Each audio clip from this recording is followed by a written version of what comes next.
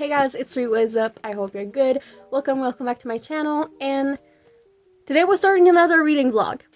Today's reading vlog is about the book Leo, who, like Leonie from that channel, is my favorite booktuber at the moment, along with Olivia Reads a Latte. And today we are going to be reading her top 10 books of 2022. So how this will work, I will show you the book, play a clip of, like, the clip of what Leonie said about the book. Not the whole thing, but like a little introduction she did for the book. Tell you what the synopsis is, / what I think about it, because I have read some of these already. And then you'll have the little reading vlog bit. Hi. So before we go further in the video, yes, this is me reading Book Leo's 2022 favorite books. Finishing reading the books. We are in February of 2024. This video took me over a year of reading the books because I'm a big mood reader. So enjoy.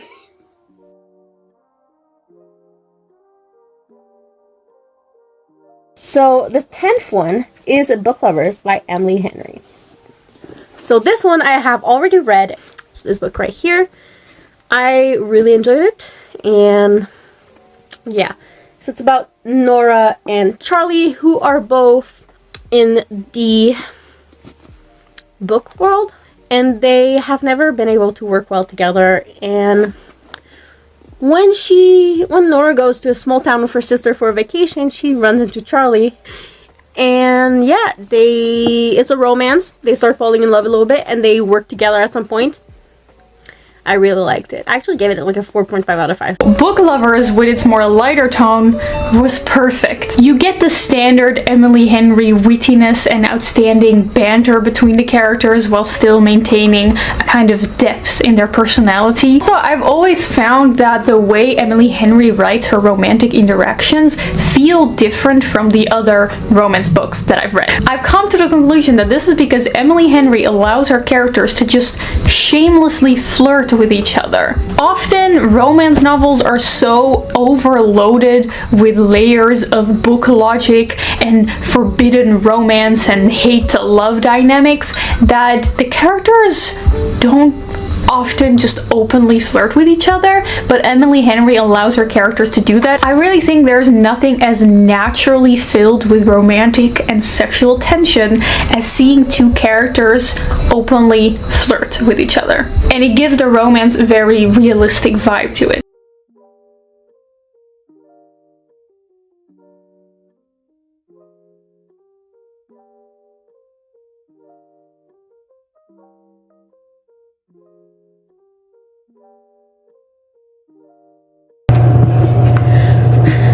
I just got the super cute quote. It's on page 227, start of chapter 21, and it's just,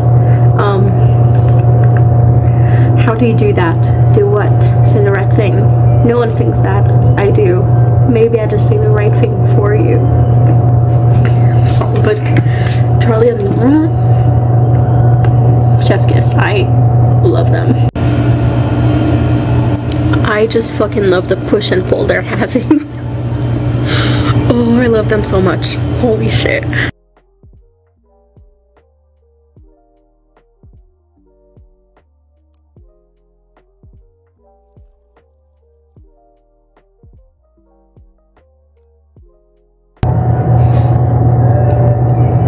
I'm crying.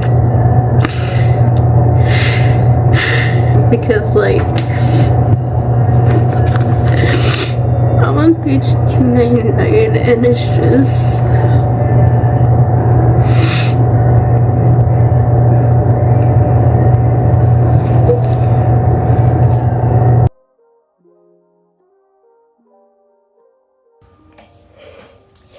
I just finished Book Lovers, and let me tell you, I don't understand why it's on so many people's 2022 favorite lists. I gave it a 4.5 out of 5, and it was so sweet. So the story is about Nora and Charlie, who are kind of work rivals-ish. And they are both seen like very intense people and just really into their work. And every time like they work together, it doesn't work out. And then after agreeing with her sister to go on a 3-week vacation to Sunshine Fall, Nora bumps into Charlie again, and then we have a very like we have a love story, but it's also not instant love. Like they flirt and they kind of get to know each other better than like work. It's just very sweet. I really liked, we also had some family relationships in there, like between Nora and Libby, who's her sister, and between Charlie and his parents, and it was just a very good book, very sweet.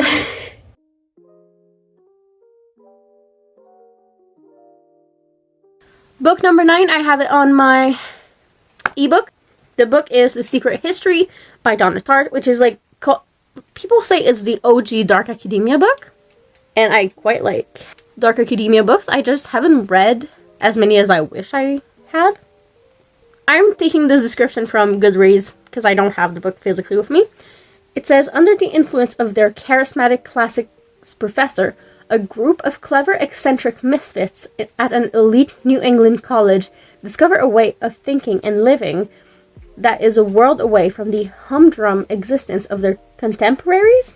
But when they go beyond the boundaries of normal morality, they slip gradually from obsession to corruption and betrayal, and at last, inexorably into evil. I'm actually quite excited.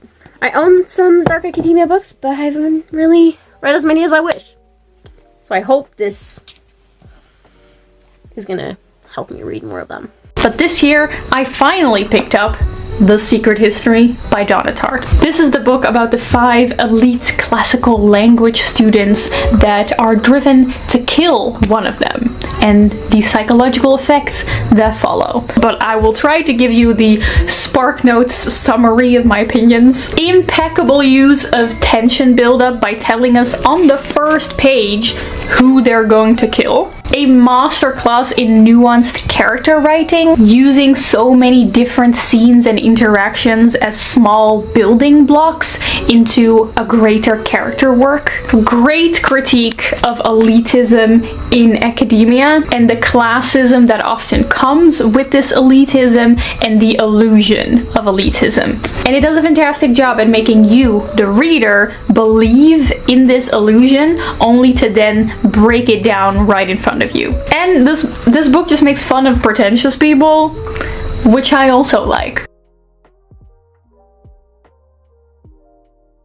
So, I'm starting Secret History, which is at number 9 in her favorites of 2022, like in her top 10.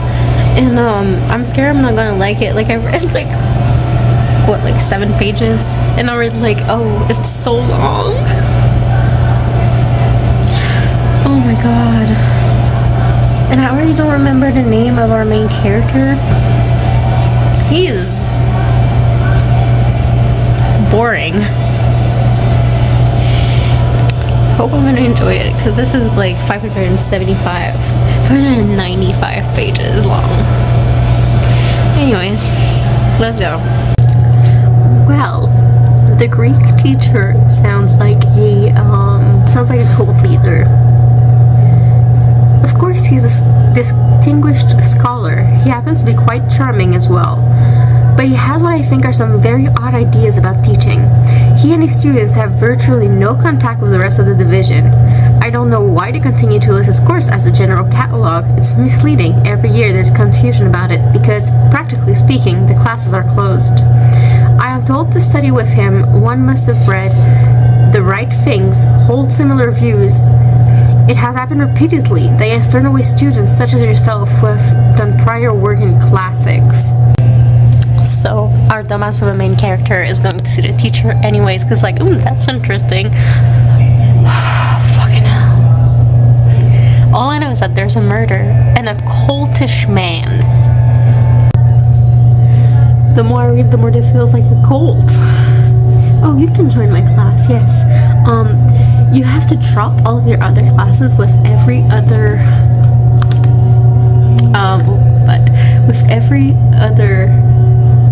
teacher. Like, what? I am 45 pages in, I think, 7%. And it's making me think about two things. First, it's reminding me of the Dead Poet Society movie. I watched it when I was like 13. I don't remember it well, but it makes me think about that. And it also makes me feel like the first time I've ever watched Death Note. I felt like I didn't have the brain capacity for it, like I was kind of dumb, but also wanted to know more, which is how I am right now. And people are saying like after the first 50 pages you're gonna fall into it, and I'm starting to fall. Also, I'm starting to fall in love with Camilla, with the way he's describing her, and like, I don't know, I love her. I'm on page 128 and I have no fucking idea what's going on, but I can't stop reading. Is that why people love this book so much? Like, people say they think it's an okay book and then they can't stop thinking about it after they read it and they want to reread. So, we'll see. Right now I don't fucking understand what's going on. I know technically I have the unreliable narrator, but like, fucking hell, I understand why Bunny was the one to die. Such a bitch. I am now even more understanding why it was Bunny after Henry's confession. My dude. Like, I'm 185 pages in and like, what the hell?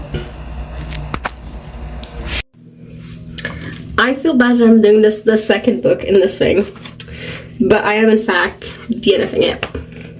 I am, how many percent is that? 34% in, nearly halfway, and like, I know there's like a little build up and everything, and I put like, I don't like it. Like, I can see what's coming. Like, I don't know, I'm just DNFing it. I'm still gonna give it 2 stars instead of 1, which I usually do when I DNF, because I like the concept, but I can't get into it. So yeah. I love how I said, oh, like, I DNF'd 34% it. It's 205 pages. I gave it his best shot. Like, I nearly DNF'd it a couple of times, but I gave it his best shot. And 205 pages, I think that's a good amount of pages to know, like, I'm not gonna enjoy it even more than what I'm doing right now.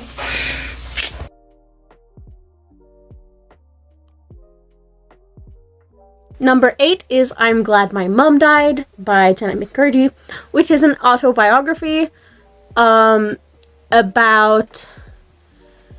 the abuse that her mom did to her while she was a child star for Nickelodeon's iCarly and then Sam and Cat.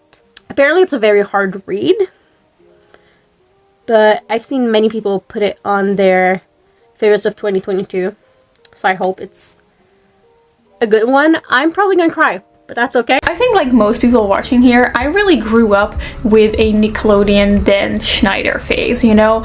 Zoe 101, Victorious, and especially iCarly. I even watched a 5-hour video essay on that show here on YouTube somehow. So I did know that there were some controversial things going on the set of a lot of Dan Schneider series, but I never really knew the full extent of it. So when I heard that Jenette McCurdy, who played Sam, was writing a biography and had written a biography, that really piqued my interest and I really wanted to read it. And then I read it and I realized that it's so much more than just about her time at iCarly. I'm not really a biography person. I never really read biography, but this was, well, I want to say the best biography that I've ever read, but I haven't really read any because I'm usually not interested in them. But this one, blew me away. She does such a phenomenal job at using humor and just masterful storytelling to tell her life story, which really just has so many things going on in there. It's yes, it is also about her time as a child actor, but it is mostly, I think, about her relationship with her abusive mother and her eating disorder. But then it also goes into alcoholism, toxic family environments, other abusive relationships.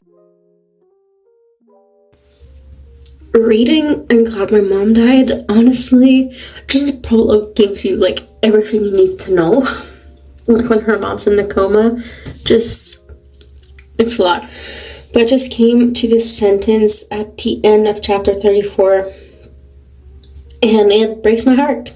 Like, I knew about it, but it breaks my heart. Just, the second a child star tries to outgrow and break free from their image, they become bait for the media, highly publicized as rebellious, troubled, and tortured, when all they're trying to do is grow.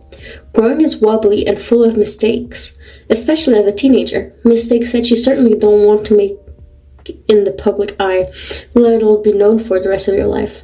But that's what happened when you're a child star. Child stardom is a trap, a dead end, and I can't see that even if mommy can't. She's 16, one season into iCarly, and she's just, that's going on. Also, can we talk about toxic parents? Holy fuck. Like, that's a thing I was already thinking about with parents, which is don't push your dreams into your kids, but this just went so much farther, which not only the dream of being an actress, but also the anorexia, pushing your, it's just, it's a lot. And I'm only 40% in, but I'm liking it. I'm not usually a nonfiction kind of girly, and even in nonfiction, like, I'm a romance girly, you know. So yeah, I'm actually liking it. Wow, I was reading that and I'm trying to grasp the feeling because it reads so well. It kind of like reads, I don't know, it doesn't read like a biography even, and I have to remind myself, like, this is real. This is a thing. And I really like that you can see that her friendship with Miranda, oh my god, Miranda. Is that even how you say her name? I've always said Miranda, which is the French version of it, and now I have no idea how to say it. But you can tell that her friendship with her is just helping her so much. Something that broke my heart is that her first kiss was, the kiss was with Freddie. It was her first kiss, it was on screen, and she just, you know, that's fucking sad to me. I don't know what else to say. I just finished the before part of this book, and holy fuck. So it's basically like before her mom died, which is 61% of the book. That, like, the email of calling her a whore and a slut, and then being like, P.S. send money for the fridge. Like, you also ran away to Hawaii with your boyfriend. Yeah, that was pure rebellion. She sent me many scathing emails just telling me exactly how disapproving she was. Dear Net, I am so disappointed in you. Now you are nothing more than a little, all caps, slut, floozy, all used up. Add that to the list of things you are. Liar, conniving, evil. You look pudgier too. It's clear you're eating your guilt. You're an ugly monster now. I told your brothers about you and they all said they disown you just like I do. We want nothing to do with you. Love, Mom. Or should I say Deb, since I am no longer your mother. P.S. Send money for a new fridge. Ours broke. that is a toxic, manipulative parent, and the eating disorder because of the mom, and it's a lot, and it kind of feels like it can't be real, even though, like, I know there's people like that exists. So I'm about to read the after the death. I just finished reading I'm Glad My Mom Died, and I gave it a 4 stars. There's a lot of trigger warnings if you want to read it. There is, well, first and foremost, physical, mental, and emotional abuse from parent. There is codependency. There is sexual abuse, assault. There is eating disorders. There is, yeah, a lot of stuff. There's definitely like a list of trigger warnings somewhere on the internet, so I'll put it like here. But personally, it felt, the part about eating disorders felt really healing to me, because starting at, I think, maybe 15, I had anorexia, and it went all the way to like, honestly, 2021, and that's where I started my recovery. I'm currently 23, and I honestly do not feel like I'm ever going to be fully recovered, because some days are just hard. But reading something that Jeff, the therapist, said to her was, as I said, very healing. Like, there's a part where he tells her, like, we need to neutralize food. Food is not either good or bad. It is just food. It is fuel. Slips may happen, but that's what they are. They are slips. You're gonna get better. I was talking about those bits and pieces with my husband, fiance. Actually, we're not married yet, but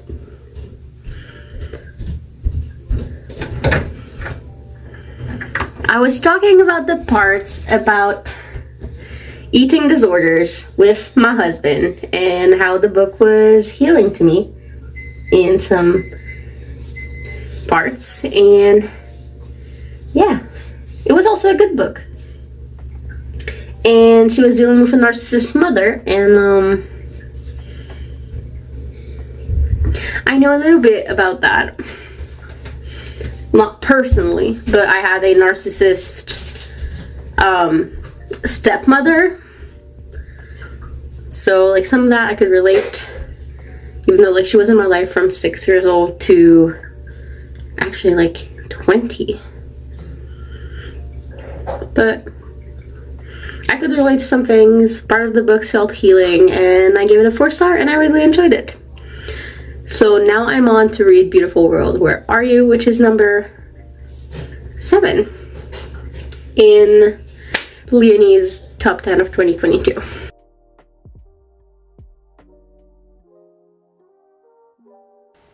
Number 7 is the one that I think I'm gonna like the less out of the whole TBR.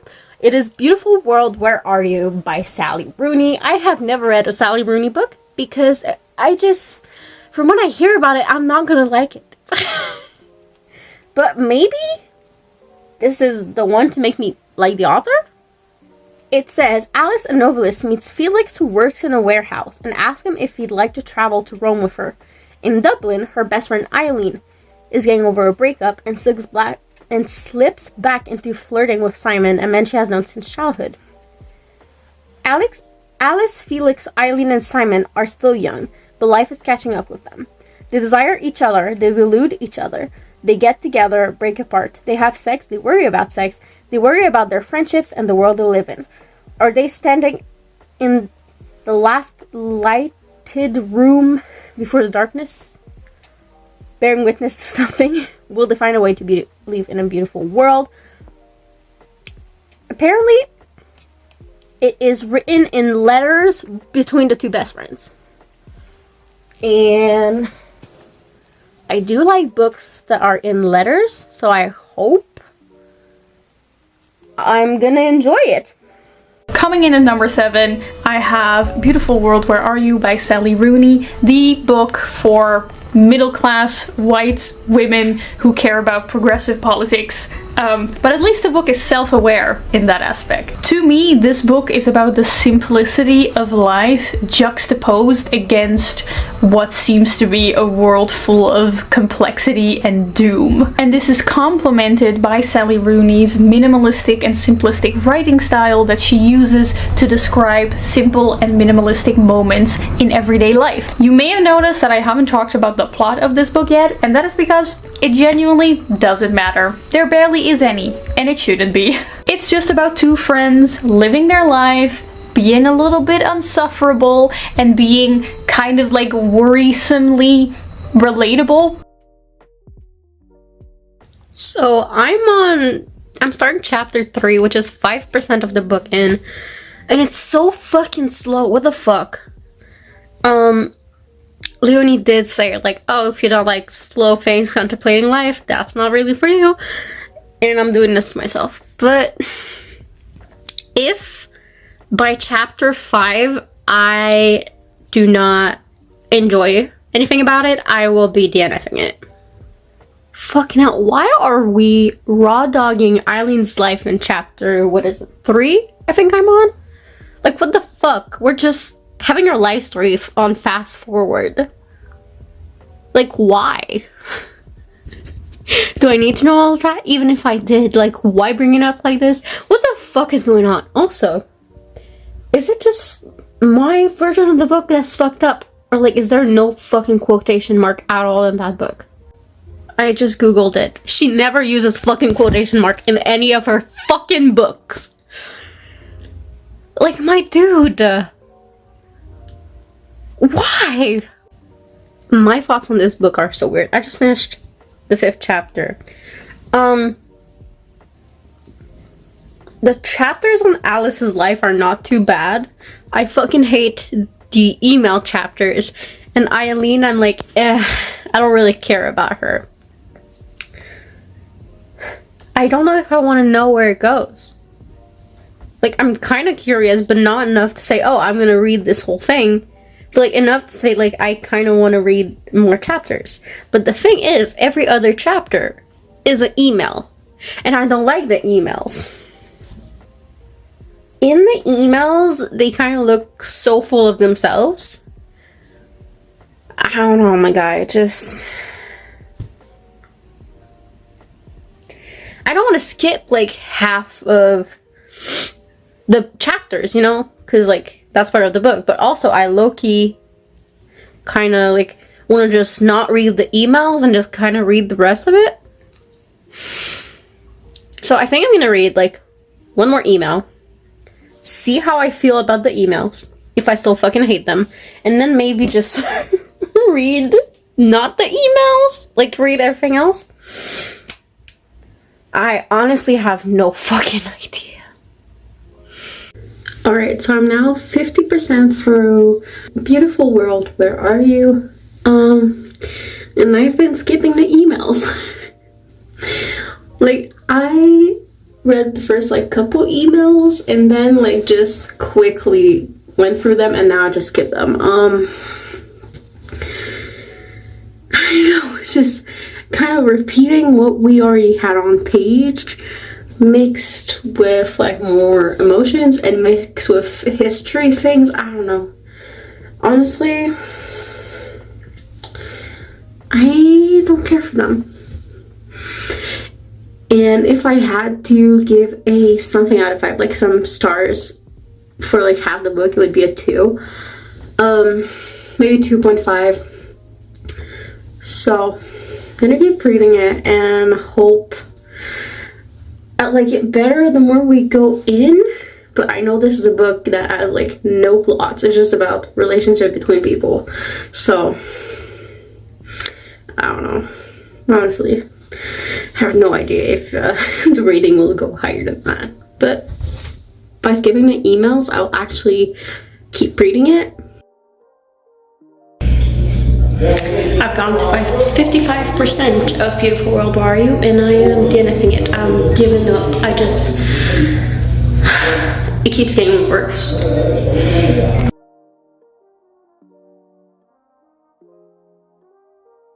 Number 6 and number 5. I'm so happy because I've been wanting to reread them for a while. So number 6 and number 5 are Cruel Prince and Wicked King by Holly Black. I have never annotated these. It's gotta be like my 3rd time reading them. It is a comfort series for me. This book series is part of my favorite books, along with, I have it right here, Love Hypothesis. It's a comfort and favorite series.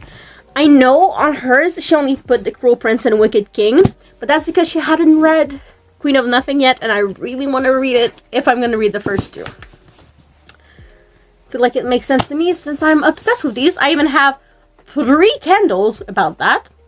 I have a keychain about that. I love it so much.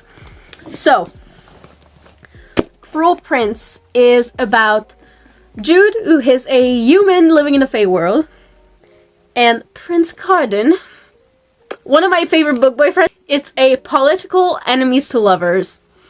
And you know how in some Fey books, they portray, like, you know, the young 19-year-old girl or whatever, and then like a 1,000-year-old Fey? No. Carden is young and dumb. Like, I don't remember their age. I think they're like both like 17. It's like they're both young. Carden is dumb as fuck. Same. My best friend has also read these. She's read the first 2, and she also loved them a lot. So, I'm so excited to reread these. The Folk of the Air trilogy. The first book, The Cruel Prince, and the second book, The Wicked King. I also have the 3rd book, but I haven't read that yet. It feels a little bit weird to put these 2 books above masterful authors like Donna Tart and Saly Rooney.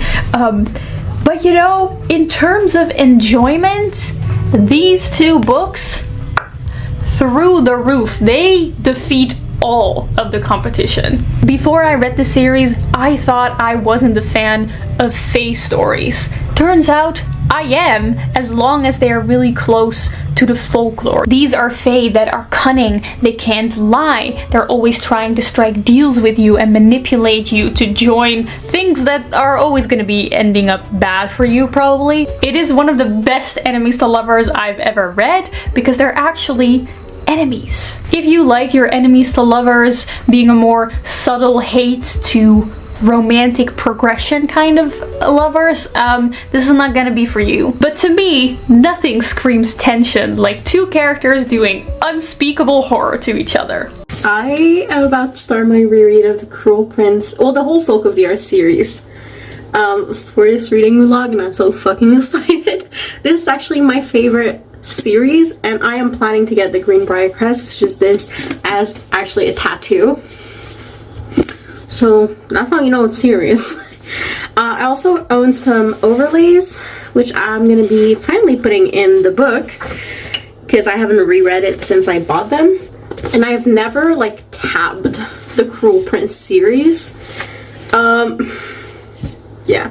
And also the edition I have, this is just a regular hardback, but they're so fucking pretty. So there's this kind of thing on all of them. Like, the first one is this one, second one is like underwater version of it, and the third one, it's the serpent and a crown. And in the first one, well, first of all, in the 3 of them, you have the little map. And then this is very pretty. But what I like is the chapter headers. Like this. And in between spots, you have a little sword like that. It's so nice. What I love about The Cruel Prince, like, yes, it's a fantasy romance, but it is like a political plot with a romance subplot. There's royalty, there's spies. It's just fucking amazing. Jude is badass as fuck, and I fucking love Carden. He's a little bit dumb, but I love him. I'm so excited to reread it.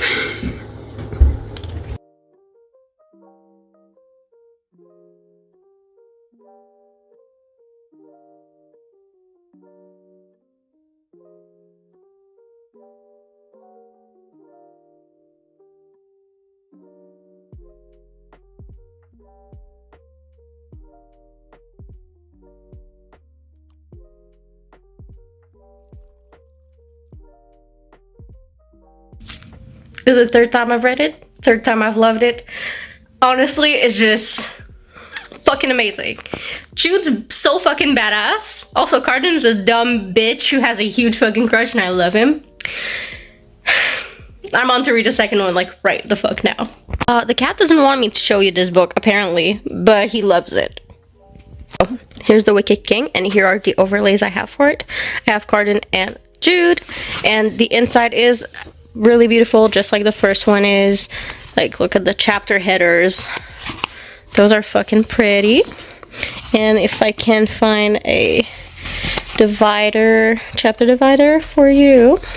Oh, there we go. Like, look at those. Like, this book is so fucking pretty. So, something I'm loving about rereading them is that I never annotated them. And it's so much fun when you know everything going on and you're like, I'm gonna put a flag on here or I'm gonna write something there.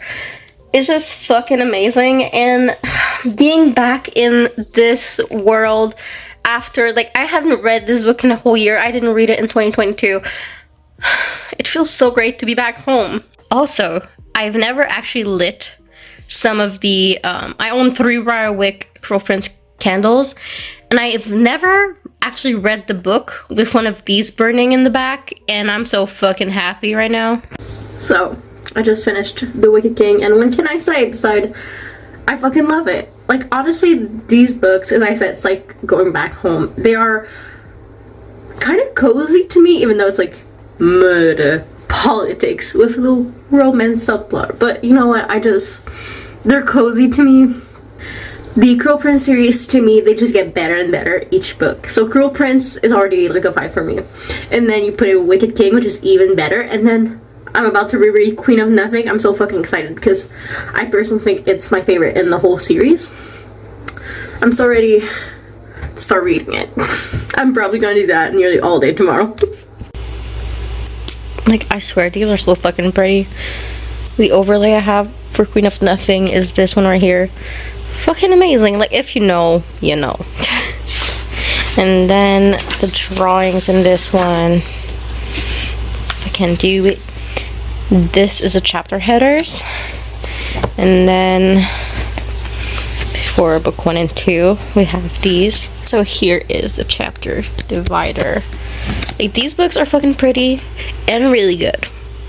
What's more to ask? If you've read the Folk of Eyre, you'll understand when I say Carden's childhood always breaks my fucking heart. Like, he didn't have to turn out that way, but everything made him become the way he is. That's just also the way his mother treated him was a bitch. His father, a bitch. His siblings, bitches. You may think, oh, but Belkin took him in, you know, but Belkin, a bigger bitch.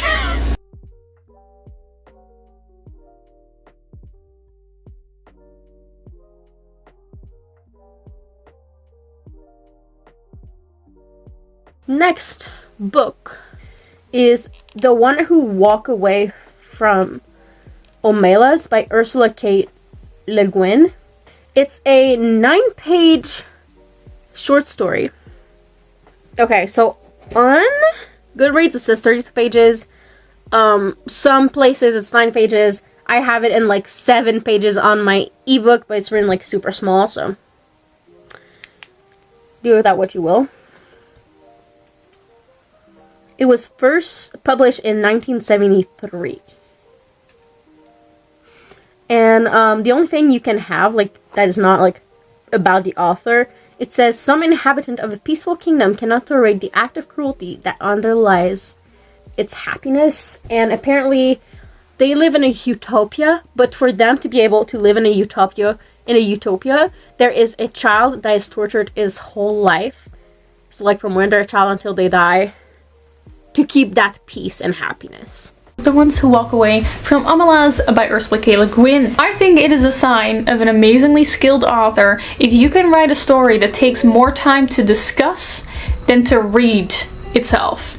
Like, this story is only 9 pages, and I think when we discussed it live together, we spent like at least half an hour talking about it. But I like that this story, in only 9 pages, can touch on I think, the main problem with utilitarianism, and that is that you can never really know for sure. There's this constant feeling of, okay, but is it really the case? Does this child needs to be tortured in order to keep everyone happy? Or is this just what everyone believes and just accepts as the state of the world without trying to maybe find a way around it or find out if it actually works that way? And secondly, yes, this story can somehow touch on two big themes in only 9 pages. It touches on how we as readers respond to stories about happiness, how we tend to find stories that explore happiness more shallow and uninteresting, and how we tend to only believe the validity of this utopian society the moment that we are introduced to its dark side. Alright, let's read the ones who walk away from Omelas. There we go.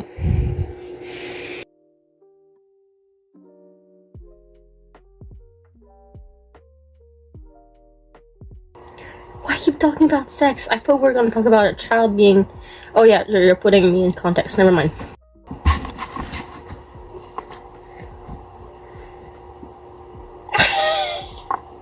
Oh, he booped my nose! Hi. I bought you a cat. Thank you for the cat.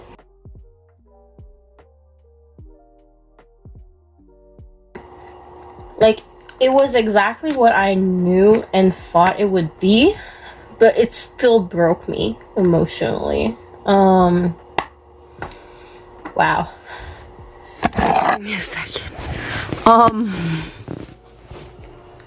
That's a thing. Wow. I don't know how to express what just happened. That is intense. That is...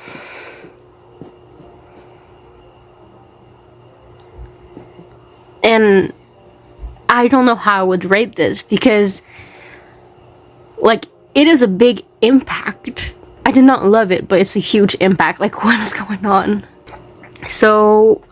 we are introduced to the city of Omelas, where everything is happy, everyone is doing amazing, everything's going fucking great, except in one little room in the city, there is a child who is locked there and tortured and ignored a lot of the time, so everyone can be happy.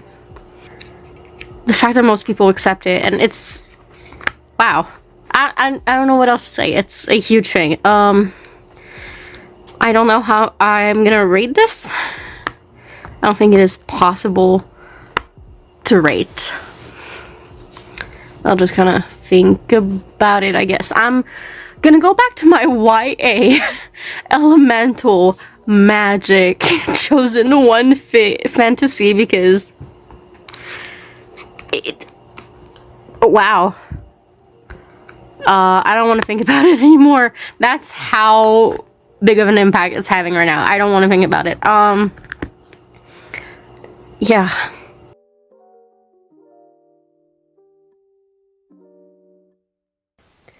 Next, we have These Violent Delights by Micha Nemerever.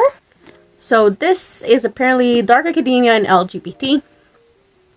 And also very intense. And there's apparently a lot of trigger warnings about them, about this book.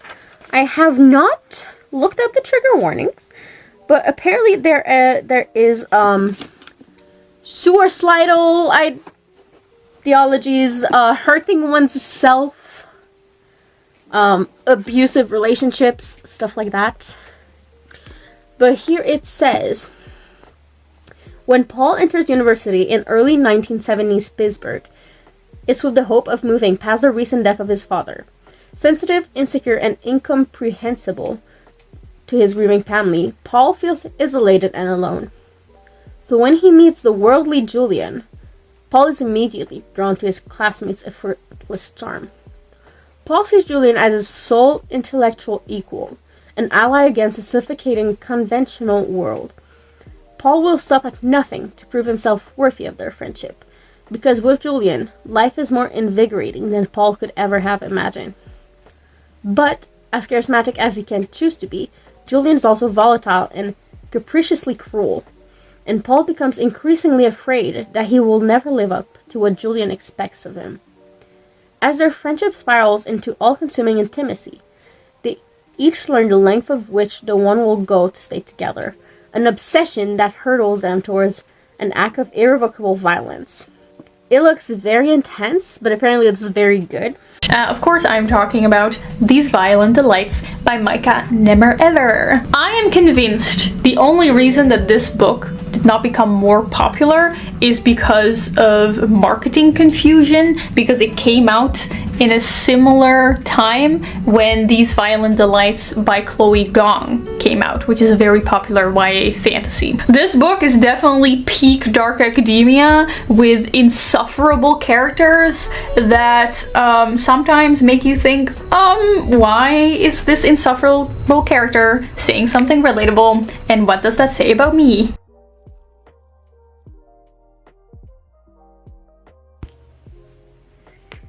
I just finished a prologue, and like that sets the tone for this book so well. What the fuck? I'm already hooked with the prologue. And also, this writing is so beautiful. Like, why is it so lyrical for what's going on? Like, I know it's gonna be like super fucking toxic and violent and cruel, but the writing's so lyrical.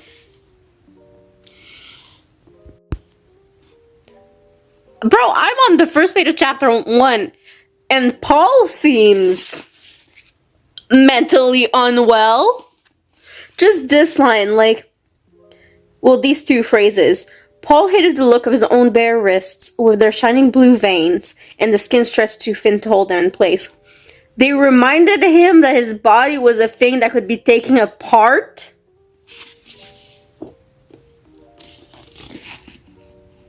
Oh. What? So, you know how I said that the writing is very beautiful? Well, I just got a line that I think is just so pretty. For what? Who knows? But that's Paul describing Julian. And it says, he looked meticulously cared for, like a rare plant in a conservatory. Which I love that. I don't know why, but I fucking love it for some reason. So, it's reading the way I thought The Secret History would, and I am loving the writing in this. I think if the writing was like that in The Secret History, I probably wouldn't have DNF'd it. I'm on page 293, and I know that in part 4 shit will go down because we just saw the name of the dude in the prologue, so shit's about to go down, my guy. I just got to part 4 and holy shit. Like, the 2 pages right before part 4? What the actual fuck?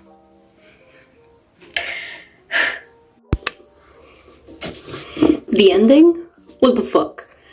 Like, that ending feels like there's so much more, but also it's a good place to stop.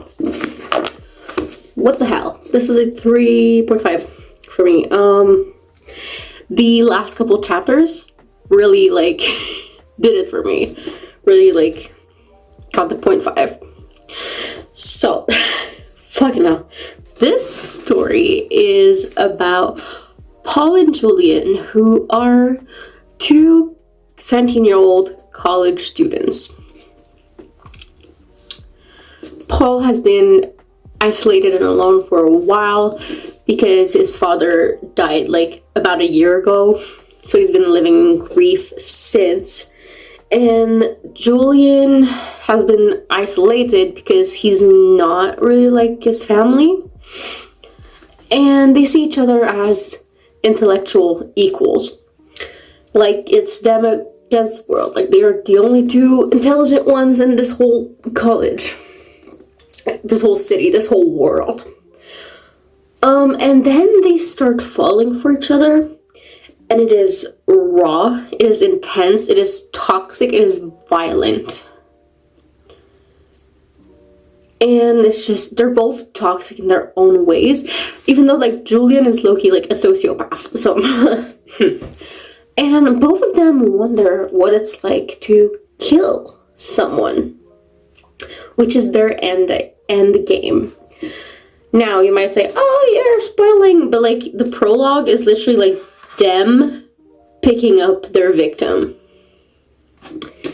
And it's just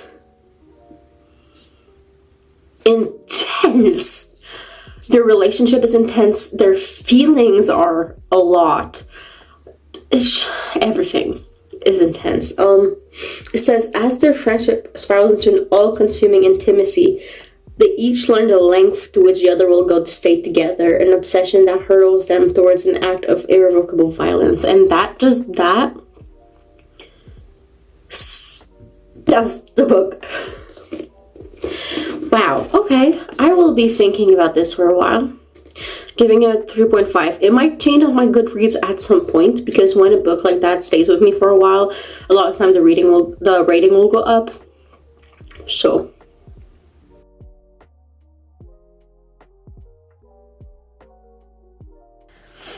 next, we have at number 2, Jane Eyre by Charlotte Brontë, which is a classic. And there was only 2 classics I ever really wanted to read, and 2 maybes. This one was not part of these. But honestly, if Leonie likes it, probably gonna like it too. So it says, orphaned as a child, Jane has felt an outcast her whole young life.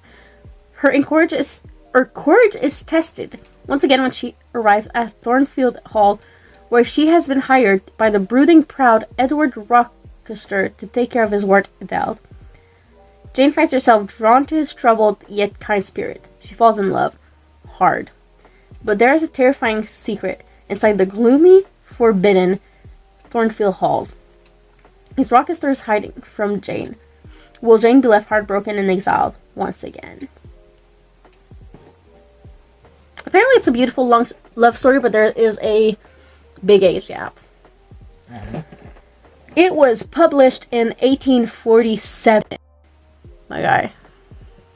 I'm talking, of course, about Jane Eyre by Charlotte Brontë. It is unbelievable how relatable a character written almost 200 years ago can be. We see Jane struggling with the pains of growing up, not feeling like she belongs, struggling with authority, struggling with the expectations that are put on her as a woman in that time. And also, there is nothing like 19th century romance in a 19th century writing style. I will say, because this is a pretty old book, especially towards the end, you do have to deal with people of color and mentally ill people being talked about in particularly poor taste.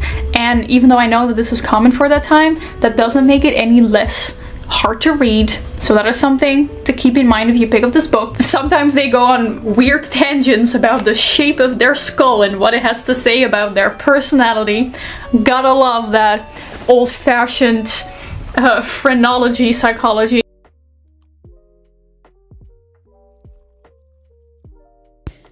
I read like 2 chapters of Jane Eyre and I'm not able to get into it. But I think it's just the writing being like older. It reminds me of me reading School and Book, and I did not like that. So I'm trying to do the audiobook. Since it's such an old book, there's free audiobook online. So we're doing that. I'm now on chapter I think I've just finished chapter 6 of Jane Eyre. I thought we're gonna get a love story, but all we know for now is that she is an orphan with a shit aunt and that she's now in school. Boarding school, looks like. And I don't really care. Like, she's like 10. I want her to be in her teens and have a love story. I know it will most likely happen, but like, can it happen faster? That's all I'm asking. You know, I just want it to happen like now. It's also like 14 hours audiobook. But yeah. And like a lot of people say they love it. And so like, you know, like apparently it's good. I just don't know if I can get into it. But also I have a lot of chores to do tomorrow, so I'll try to like get through it while doing my chores. I don't know. I just got to the end of chapter 9 and I had to stop what I was doing to like wait a damn minute, pulled out the actual like book and like reread the end of it, because like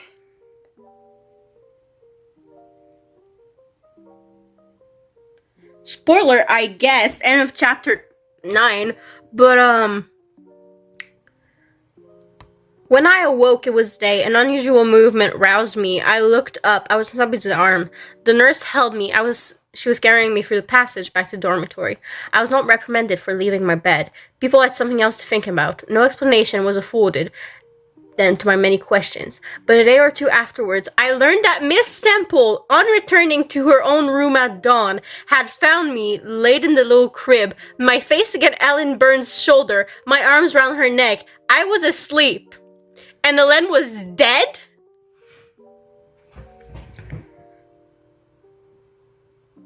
Like, I kind of dissociated while it was going on because she's talking to Helen and Helen's talking about God and shit and like heaven. And I'm like, okay, cool. Like, kind of dissociated there because I don't believe in that. But then, like, I just went, hold up, pulled out the fucking ebook and went, give me a damn second. Wow. I'm still looking for a love story, though. On chapter 13, Rochester is supposed to be the love interest. For now, he's a bitch. I don't like him. Rochester is such a bitch. Are you trying to tell me that this man is our love interest? Bro, I read dark romances for fun, and I hate him more than I've hated dark killers that would just unalive someone for looking at them the wrong way. Fucking hell. Mr. Rochester has just been a bitch to Jane, and right now she's like, I wonder what he likes in women. Am I his type? Like, I know they'll end up together, but like, fuck off. No, what? Miss Girl is whipped and kind of delusional. It says, I had not intended to love him. The reader knows I am taught to extirpate from my soul the germs of love that detected, and now, at the first renewed view of him, they spontaneously arrived, green and strong. He made me love him without even looking at me. And he's being a bitch to her. He doesn't... I don't really think he gives a shit about her. So, Mr. Rochester has already promised to some other lady. And Jane is 18. He is between 30 and 40. Like, I'm not rooting for them. Usually in a romance, they're like, oh yeah, I want them to be together, you know, but nope. Nuh-uh, not with them. I don't understand what the actual fuck is going on in Jane Eyre right now. Like, the future telling thing, and then Rochester, and then like attempted murder. Apparently, I don't fucking know. I'm currently on chapter 21 of Jane Eyre. How do I like it? Who knows? It's okay. He just straight up told her, I want you as my bride. Will you marry me? She's like, what the fuck?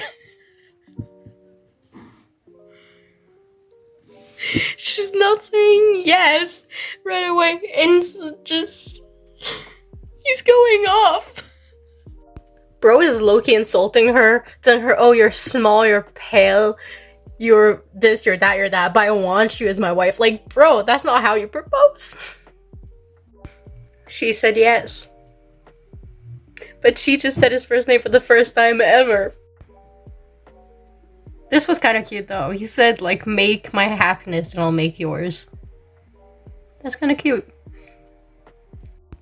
So even though they're about to get married in like a month, of course, he is still being a bitch. So it's either like, oh, you'll do this to me, you'll do that, and and you'll be mine. But like, not in a, oh, you're mine, I love you, but in a like, you'll do what I want type of way. I know back in those years, like, I understand. But also, fuck off. And then why the fuck does Rochester keep calling her Janet? That's not her name. Her name is Jane. That's it, that's all. Why does he keep calling her motherfucking Janet? You're telling me we're supposed to love our love interest when he is described as follows. To his bride-to-be, nonetheless. He continued to send for me punctually the moment the clock struck 7. Though when I appeared before him now, he had no such honeyed terms as love and darling on his lips. The best words at my service were provoking puppet, malicious elf, sprite, changeling, etc. For caresses too, I now got grimaces. For a pressure off of the hand, a pinch on the arm. For a kiss on the cheek, a severe tweak of the ear. But then it just goes on, it was alright. At present I decidedly preferred these fierce favors to anything more tender. You're supposed to court her. And you're doing that. Like, married couple, like my husband and I, just like, little pokes and shit. Okay. We've been together for nearly 6 years. We are engaged. I get it. Yes, they are engaged, but they... It's not the same. What the fuck? We're supposed to love him as our love interest, but like, why? Can Rochester just stop calling her Janet? Please. That's not her fucking name. Rochester is what now? I'm at the wedding part. But who is? What the fuck? I would fucking punch Rochester in this moment. Like, what the hell is going on? Jane and Rochester are still getting married after all that shit. Well, maybe not right now, but I know at the end of the book, they're fucking married. What the fuck is going on? Rochester can fuck right off. I don't give a shit about him. What the hell is going on? I'm like on chapter 27 out of 38. I should at least kind of like him, right? Nope. Not at all. He's so fucking manipulative. And for what? Like, fuck off. That's all. Like, just nope. I'm at the end of chapter 34. There's 2 fucking hours left to this audiobook. And Sinjin wants to commit incest. I'm so done with this book. But I'm so far into it, I'm not gonna DNF this. Sinjin is not realizing that it's not because he wants a wife that he has to marry his cousin. I just finished Jane Eyre and like... Why? Why? Like... This whole book could have been so much faster. It is so slow. Without a lot happening. And I still hate fucking Rochester. I don't really like Jane. It's a 2-star for me. I don't want to keep going on and on about that. It's a 2-star for me. That's it. See you guys with the number 1 book on this list, which is Bunny by Mona Awad, which I actually have high hopes for.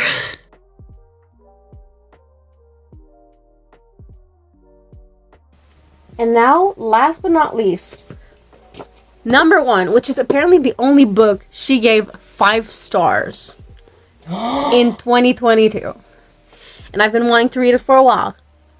Had it on my shelves. And it is Bunny by Mona Awad. I thought it was way longer than this. I'm not gonna lie. When like the first time I saw it, I was like, that doesn't look like that's how it should be. But it is just over 300 pages long.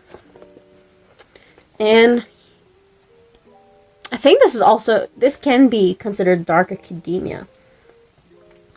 It says, a scholarship student who prefers the company of her dark imagination to that of most people. Samantha Eyre McKay is utterly repelled by the rest of her graduate fiction writing cohort at New England's elite Warren University.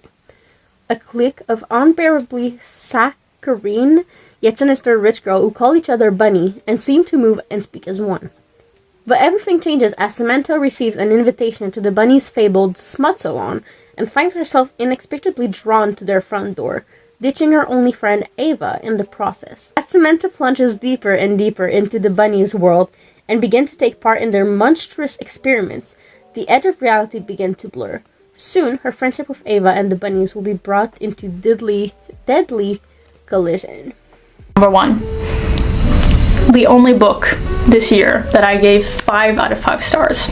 Bunny by Mona Awad. There's some good satire of university life, the pretentiousness of academia, female friendships, and the saccharine illusion of love that often exists in them. And you think, oh, this is going to be an interesting critique of popular girls and toxic female friendships, and maybe the push and pull that exists between girls who have kind of succumbed to the feminine and frilly expectations that are put on women, and on the other hand, girls that are not like other girls but misdirect their hatred at other women. And the story really is like that until it just completely loses it. But if you enjoy absurdity,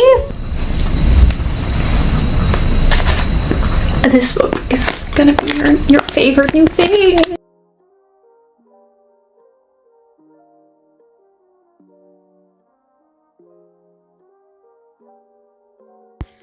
So I just got to chapter 8 of Bunny, and I feel like, yes, the bunnies are a weird friend group, but I also feel like they're trying to be nice and include Samantha into their thing because they're all gonna be stuck together for like another semester. So I think they're nice. I don't know. I actually like the bunnies.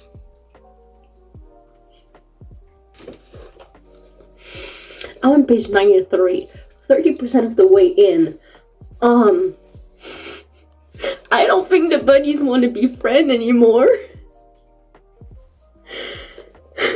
This is very cultish, and they got me in the first part, like, honestly, they did.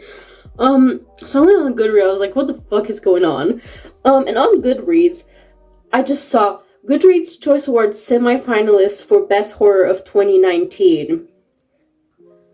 So, I didn't know I was getting into a horror. I thought it was just like, ooh, Dark Academia, but nope.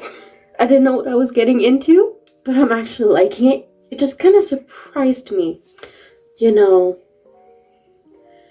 with the prom night, theme night. I just read that and that. Very surprising when you don't know what genre you're reading. Fucking things aren't always what they seem, are they? Like, this is gonna fuck us up, isn't it? I'm on page 130, and they keep calling everyone Bunny, and I have, like, literally no idea who is who. Well, I could kind of tell who one of them is, but, like, my brain's about to explode. Also, the main character's now talking about themselves as we instead of I. So, yeah, as I said, my brain's trying its best. So, I'm on page 245, starting chapter 33. 60 pages from the end, okay? Like, this, I don't know what's going on. I'm hoping it's an unreliable narrator, because if it's not, shit is fucked and I don't understand anything. I am very heavily suspecting mental illness,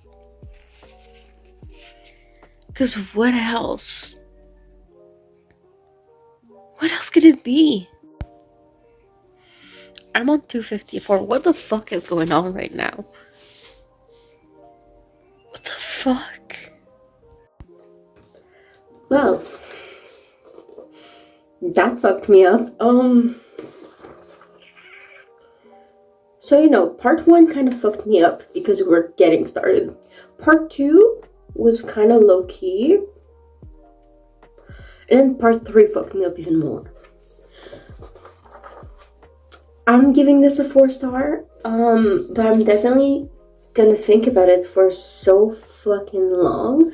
I don't know what else to say about this. Like, besides, what the fuck? Fucked me up. It is a thing. So, this is actually the end of this reading vlog that took me over a year to film. Hope you enjoyed it.